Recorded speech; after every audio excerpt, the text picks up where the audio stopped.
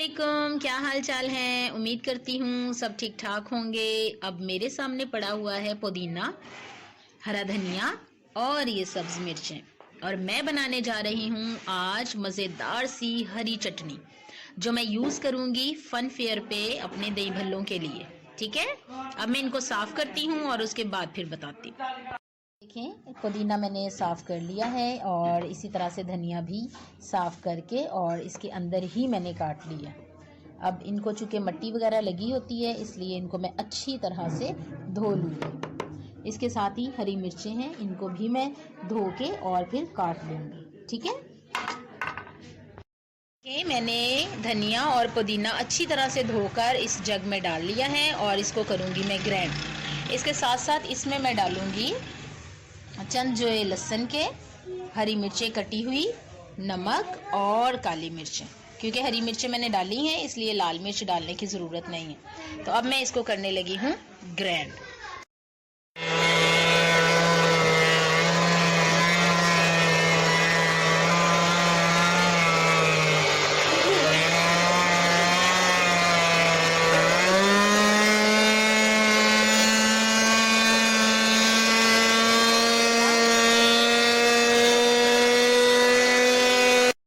हमारी चटनी जो है वो ग्राइंड हो चुकी है। देखिए कितना प्यारा इसका कलर है, ग्रीन ग्रीन सा।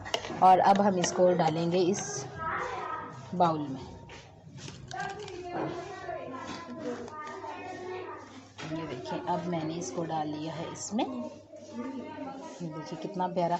इस चटनी को हम लोग यूज़ करेंगे दही के अंदर, जो हमने डालना है दही भल्लों के ऊपर। और ये मज़ेदार सी चटनी जो है वो मेरी रेडी है। देखिए कितनी आसान सी रेसिपी थी ये।